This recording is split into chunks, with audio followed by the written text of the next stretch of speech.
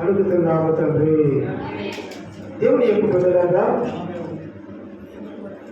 పిలుపు సువార్త చేసే పిలుపు. ఈ పిలుపు వచ్చి మోక్ష ధర్మశాస్త్రముల మనము ఎవరి గురించి మనం అనుకుంటున్నామో, ఎవరి గురించి మనం ఎదురు చూస్తున్నామో ఆ యేసు ప్రభువుని నేను గుర్తెరిగా. దేవునికి స్తోత్రం. ఆ ప్రభువుని గుర్తెరగ కాబట్టి నీవు కూడా వచ్చి యేసు ప్రభుని చూడమని పిలుపు వెళ్ళి నతానియేలుకి చెప్పాడు. దేవునికి స్తోత్రం. యొక్క పిలుపు వెళ్ళి ఎవరికి చెప్పాడు? నతానియేలుకి చెప్పాడు. పిలుపు ఏమని చెప్పాడు? ఇదిగో మోక్ష ధర్మశాస్త్రములో మనం ఎవరి కోసం ఎదురు చూస్తున్నామో, ఎవరి కోసం కనిపెట్టి చూస్తున్నామో ఆ యేసు ప్రభువుని మేము కనుక్కున్నాము, మేము తెలుసుకున్నాను.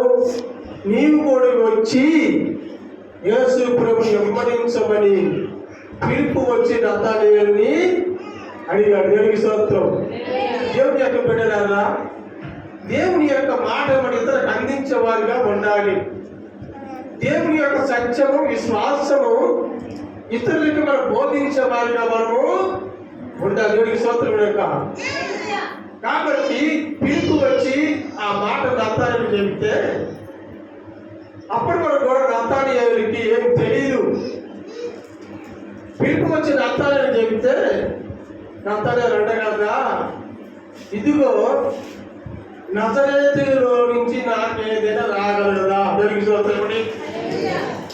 నీ వచ్చి పిలుపు వచ్చి నువ్వు వచ్చి చూడము, నజరేతుకు చూడము.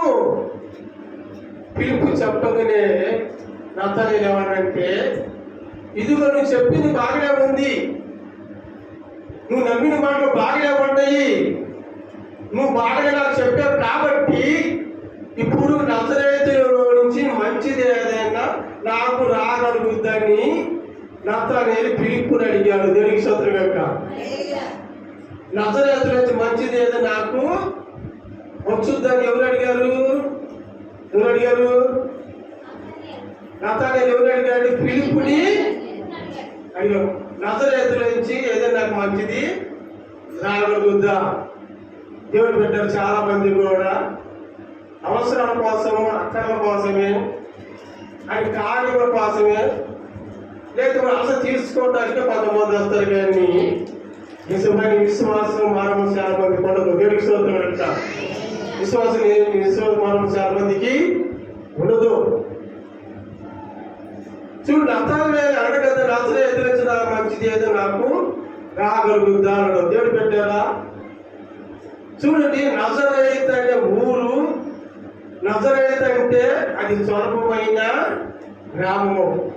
నజరేతు పెద్దూరా చెరువురా? నజరేతు స్వల్పమైన గ్రామము. యేసు ప్రభు ఎక్కడ పెరిగాడు? నజరేతు. దేవునికి స్తోత్రం చెప్పండి. నజరేతులో ప్రభు పెరిగాడు కాబట్టి ఆయన పేరు నజరేయుడైన యేసు. తప్పకుండా ఆయన నజరేతులో పెరిగాడు కాబట్టి ఆయన పేరు నజరేయుడైన యేసు.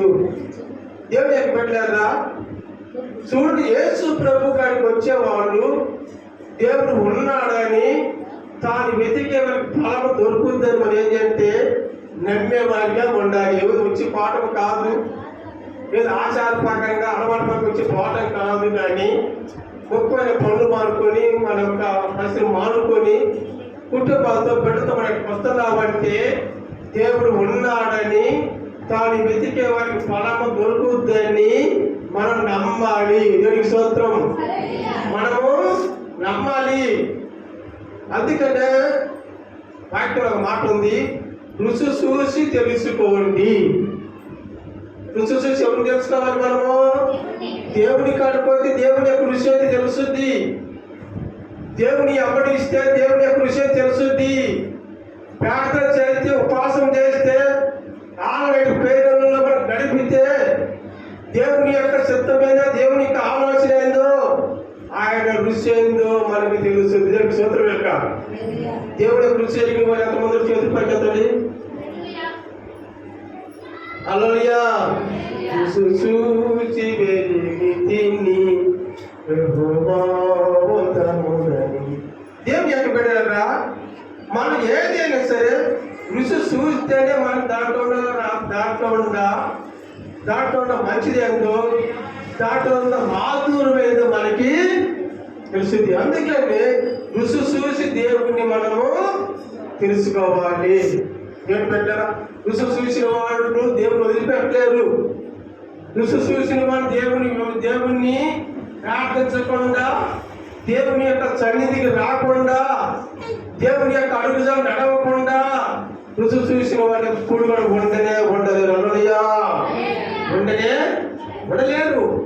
అందుకే బైబిల్ ఉంది, రుచి చూసి ఆయన్ని మనము తెలుసుకోవాలి. అందుకే నాకు నచ్చలే అంటాను కదా, నజరేతుల నుంచి నాకు ఏది రాగలదా అన్నప్పుడు ఫిలిప్పియులలో వచ్చి చూడుము.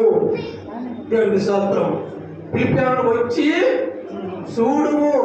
దేవుని బిడ్డలారా, దేవుడికి రాకుండా, ప్రార్థన చేయకుండా, దేవుని అడగకుండా, దేవుని ప్రయాసపడకుండా మన పట్ల దేవుడి అద్భుతం జరిగించలేడు.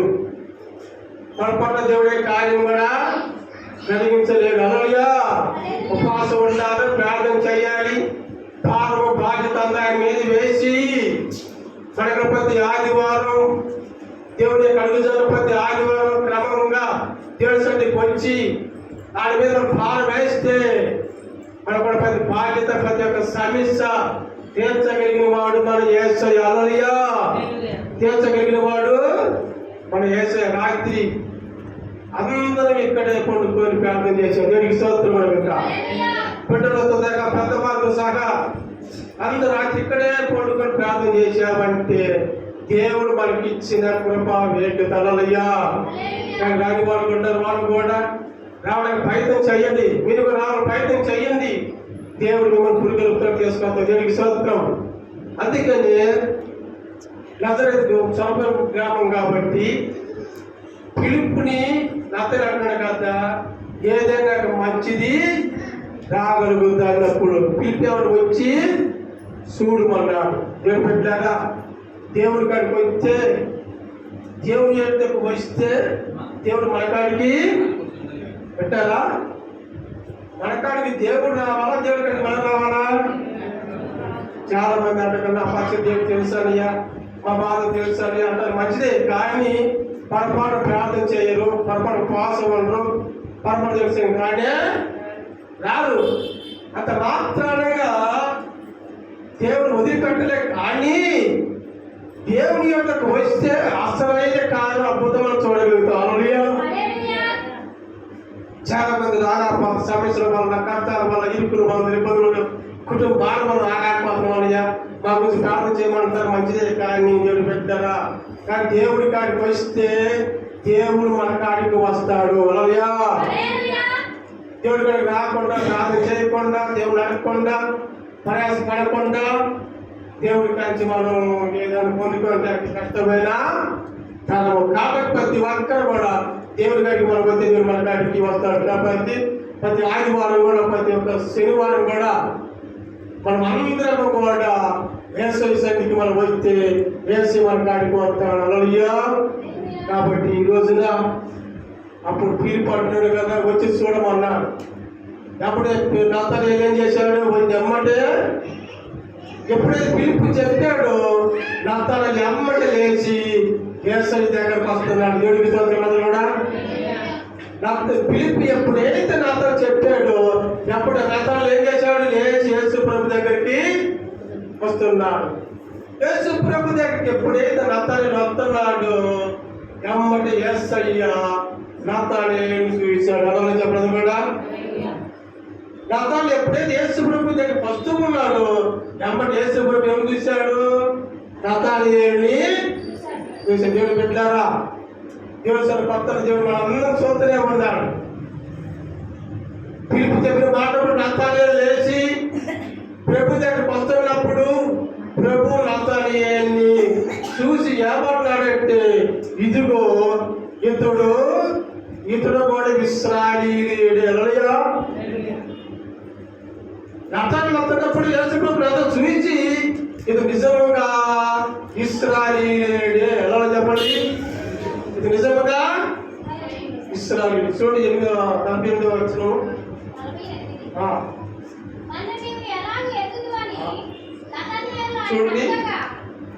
చూడండి పిలుపు ఎప్పుడైతే రథం యేసుప్రభు దగ్గర వస్తున్నాడో నాతానియేలు వెలిగి యేసుప్రభు వెలిగి ఇది నిజం ఇశ్రాయేలీయుడే అని చెప్పినప్పుడు ఇతను నిజం ఇశ్రాయేలు అనడానికి కారణం ఏంటంటే ఇశ్రాయేలు మంచి హృదయం కలిగిన వాళ్ళు, మంచి మనసు కలిగిన వాళ్ళు. ఇశ్రాయేలు అంటానికి కారణం ఏంటంటే ప్రభు చూశాడు కదా ఇతడు నిజంగా ఇశ్రాయేలు అని చెప్పాడు వీడిని అతనేమి. ఆ మాటకు అర్థం ఏంటంటే ఇశ్రాయేలు అంటే మంచి హృదయము, మంచి మనసు, మంచి గుణం కలిగిన వాడు నాతానియేలు. దేవుడికి స్తోత్రం గాక. ఇది నిజంగా ఇశ్రాయేలుడే, ఇతను ఏ కపటం కూడా లేదని ప్రభు నాతానియేలుతో చెప్పాడు. దేవుడు పెట్టారా దేవుడి కాడిపోతున్న మనము మంచి మనసు, మంచి హృదయము మనం కలిగి ఉండాలి. మన దేవుడు పెట్టమైన తర్వాత మంచి హృదయము, మంచి మనసు కలిగి మన నాతానియేలు మేలే మంచి హృదయం, మంచి మనసు మనము కలిగి ఉండాలి. క్రీస్తును కలిగిన మనసు మనం కూడా కలిగి ఉండాలి. అందుకనే నాతానియేలు దేవుడు అన్న కదా ఇతను నిజం ఇశ్రాయేలీయుడే, ఇతను ఏ కపటము కూడా లేదని నాతానియేలు గురించి దేవుడే ముందే చెప్పాడు. దేవుడికి స్తోత్రం గాక. దేవుడు కూడా ఈ రోజు నీ హృదయం ఇలాగుంది, మంచి మనలో మంచి మనసు కలిగి ఉండాలి, మంచి హృదయం కలిగి ఉండాలి, మంచి లక్షణం మనలో ఉండాలి. మంచి హృదయం, మంచి లక్షణం మనలో లేకపోతే మనం మంచి మంచి పేర్లు పెట్టుకుంటాం, మంచిగా పెట్టుకుంటాం మంచిదే. కానీ పేరుకు తగినట్టు జీవితము, పేరు తగినట్టు మంచి మనసు, పేరు తగిన మంచి హృదయం మనం కలిగి ఉంటేనే దాన్ని బట్టి దేవుడు మన పట్ల అద్భుతం జరిగిస్తాడు. దేవుడికి స్తోత్రం కనుక. ఇశ్రాయేలు అంటే ఇశ్రాయేలు అంటే కారణం ఏంటి నాతానియేలు మంచి హృదయం, మంచి మనసు కలిగిన వాడు. దేవుడు పెట్టారా దేవుడు మన హృదయాన్ని చూసేవాడు, దేవుడు మన మనసు కలిగిన వాడు. దేవుడు నాతానియేలు మంచి హృదయం కలిగిన వాడు, మంచి మనసు కలిగిన వాడు నాతానియేలు. ఆ మంచి హృదయము, మంచి మనసు మనవడు కలిగి ఉండాలని దేవుడు కోరుకుంటున్నాడు. నా గురించి నీకు ఎలాగ తెలుసు? దేవుడికి చదువుకున్నాడు నాతానియేలు ఏమన్నాడు, నా గురించి నీకు ఎలాగ తెలుసు ప్రభు? నాతానియేలు చెప్పక తనికే, నాతానియేలు నోరెత్తక తనికే, నాతానియేలు ఒక మంచితనం ఏందో, అతను మంచి గుణం ఏందో, మంచి బుద్ధి ఏందో నాతానియేలు చెప్పక తనికే. నాతానియేలు గురించి సమస్తము దేవుడు ముందుగానే చెప్పేశాడు. దేవుడికి స్తోత్రం కనుక. నాతానియేలు దేవుడు ముందుగానే చెప్పేశాడు. దేవుడి బిడ్డ మన మంచితనం, మన హృదయం, మనకి మంచి మార్మనస్సు అనేది అది దేవుడే మనకు చెప్పాలి, కానీ అది దేవుడే మనకి చెప్పాలి. దేవుడి బిడ్డ ఆయన హృదయం మంచి మనసు కలిగిన వాళ్ళే, మంచి హృదయం కలిగిన వాళ్ళం అయితేనే దేవుడి యొక్క రాజ్యం కలగలుగుతాం. దేవుడికి స్తోత్రం. నాతో అన్నాడు కదా అయ్యా నా గురించి నీకు ఎలాగా తెలుసాను. దేవుడి బిడ్డ ఈ రోజున మన గురించి ఇతరులకు తెలియకపోయినా, మన గురించి పక్క వాడికి తెలియకపోయినా నీ గురించి నా గురించి మనకంటే ముందుగా దేవుడికే తెలుసు. దేవుడికి స్తోత్రం. మనకంటే ముందు ఎవరికి తెలుసు? మన హృదయం ఎలా ఉండి, మన మనసు ఎలా ఉందో, మనకు బుద్ధి ఎలా ఏందో, నువ్వు పెడుతున్నా దుఃఖం ఏందో నీకంటే ముందు ఆయనకే తెలుసు. దేవుడికి స్తోత్రం. ఈ రోగం తగ్గుతో లేదు, బిడ్డల వివాహం అయితే కాదు, బిడ్డకి మంచి సంబంధాలు వస్తాయి రావు, నా భర్త మారడం లేదు, నా భార్య మారలేదు, నా బిడ్డ మారడం లేదు, నాకు డబ్బులు చేస్తా లేదు, నాకు సమస్య చేస్తా లేదని చెట్టు వాళ్ళు స్కూల్ పోయేవాళ్ళు, వాళ్ళు చదువుకునేవాళ్ళు, పేదలు పడేవాళ్ళు అందరూ కూడా దేవుడు చూస్తూనే ఉన్నాడు. దేవుడి యొక్క బిడ్డ దేవుడికి స్తోత్రం. హల్లెలూయా. కానీ రాత్రి యొక్క సమస్య వెలిగిన వాడు మన సమస్య దేవుడు ముందుగానే తెలుసు. అప్పుడు అంట కదా, ఇదిగో రాత్రి నా గురించి ఇంకా ఎలా తెలుసు అంటే, పిలిపి పిలవకు మునిపే నువ్వు అంజూరపు చెట్టు ఇక్కడ ఉన్నప్పుడే నీ సంగతి నాకు తెలుసు. దేవుడికి స్తోత్రం కూడా నీ సంగతి నాకు తెలుసు. దేవుడా అంతా నా సమస్య ఎవరు చూస్తారండి? నా సమస్య నా భర్త పట్టించుకోవట్లేదు, నా కన్నీళ్ళు దుఃఖం నా బిడ్డలు పట్టించుకోవట్లేదు, నేను పడుతున్న బాధ నప్పటి ఇరుకులు పెద్దలు అయిన వాడిని పట్టించుకోవట్లేదు, నాకు అయిన వాడు పట్టించుకోవట్లేదు అనుకుంటున్నావు. దేవుడి బిడ్డ, నేను దిగులు పడుతున్నావా, వేదన పడుతున్నావా, దుఃఖపడుతున్నావా? ఈ ప్రతి సమస్య దేవుడి ఈ మధ్యకాలం సమయంలో తీర్చబోతున్నాడు అన్నమాట. వాస్తవమైన వాడు దేవుడికి స్తోత్రంగా తీర్చబోతున్నాడు. దేవుడి బిడ్డ దిగులు పడబాకు, భయపడబాకు, విశ్వాసం ఉంచుము. ఏ సమస్యకు వచ్చావో ఆ సమస్య ఈ ఉదయకాల సమయం దేవుడు ఆ సమస్య పరిష్కారం చేర్చబోతున్నాడు. హల్లెలూయా. ఆ సమస్య దేవుడు పరిష్కారం చేర్చబోతున్నాడు ఈ రోజున. నాకు పెళ్లి కాదేమో, మంచి సంబంధం రాదేమో, మంచిది లేకపోవడం జరగదేమో, ఏ సమస్య దగ్గరకు వచ్చావు దేవుడు బిడ్డ, ఆ సమస్య గుర్తెరిగిన వాడు మన యేసయ్య. హల్లెలూయా. నప్తాలీకు సమస్య ఎదిగిన వాడు మన యేసయ్య. నప్తాలీకు హృదయ మంచి మనసు కలిగిన వాడిని యేసు తెలియపరిచాడు.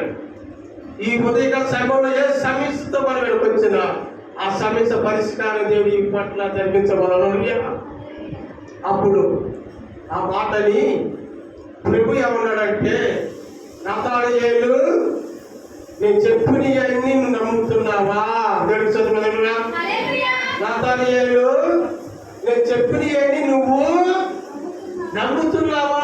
ఏమో చెప్పాడు యేసు ప్రభు. ఇదిగో నతానీయేలు పిలుపుని పిలవగలిగితే అంజూరపు చెట్టు కింద ఉండప్పుడే నేను చూశానన్న మాట నీవు నమ్ముతున్నావా? దేవుడికి చదువుకోండి. నీవు నమ్ముతున్నావా అన్నప్పుడు అతను ఏమన్నాడు? ఏమో ప్రభువా నువ్వు అంటున్నాగా నేను నమ్మలేకపోతున్నానయ్యా, నువ్వు బోధిస్తున్నావు నమ్మలేకపోతున్నానయ్యా. అల్ప విశ్వాసంగా అవిశ్వాసంగా నమ్ముతానని అల్లా ప్రభు ఏదైతే చెప్పాడో, పిలుపుని పిలవక తల్లికే అంజూరపు చెట్టు కింద ఉన్నప్పుడే నేను నిన్ను చూశాను యొక్క మాట నీవు నమ్ముతున్నావా అనగానే నమ్మని ఎవడో ప్రభువా నమ్ముతున్నానయ్యా. దేవుడికి స్తోత్రం కూడా ప్రజమడా ప్రభువా నమ్ముతున్నానయ్యా. చాలా మంది దేవుడి మాటల్లో చాలా మంది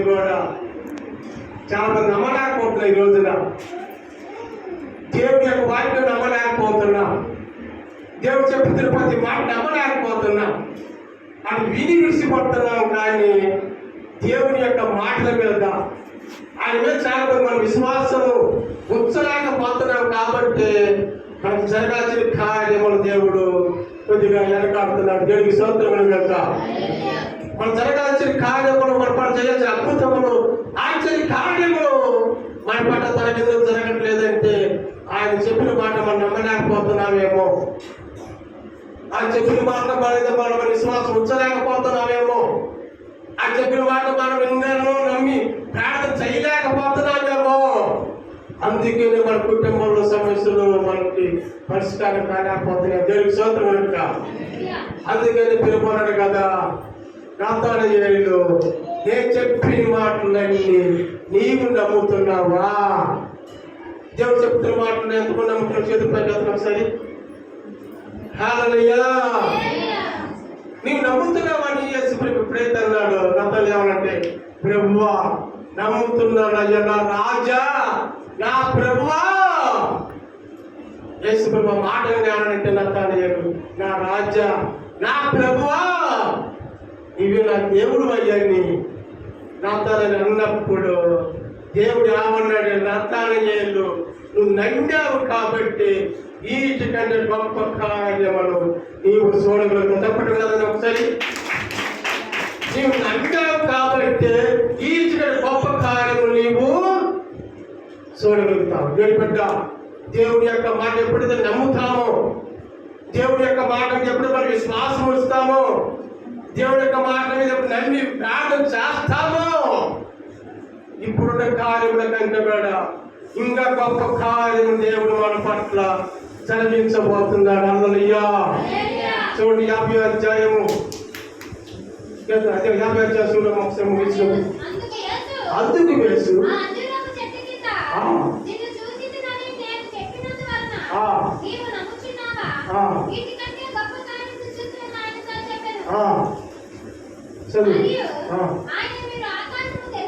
చాలు. నమ్ముతున్నా ఉన్నప్పుడు నమ్ముతున్నప్పుడు బట్టి ఎందుకు చూస్తున్నాయి. నమ్ముతున్నప్పుడు వాళ్ళు దేవుడు పెట్టారా? దేవుడు చెప్పిన ప్రతి మాట మీరు నమ్మండి. దేవుడిని పంపించిన ప్రతి మాట నమ్మితే ఈ చిన్న గొప్ప కార్యం మనము చూస్తాం. కాబట్టి ప్రతి ఒక్కరు కూడా దేవుడు ఉన్నాడని, దేవుడు చూస్తున్నాడని, మన సమస్యలో కట్ట చూస్తున్నాడని అని చెప్పిన ప్రతి మాటలను నమ్మాలని, నమ్మితే ఈటికడ గొప్ప కార్యం మనము చూస్తాము. ఇంకొక ఆయన ఆయన గాయాలు ఏడు చూస్తే నమ్మిండట. దేవుడికి సొంతపడి ఆయన గాయాల్లో ఏడు కట్టి చూస్తే నమ్మిండట. ఎవరైనా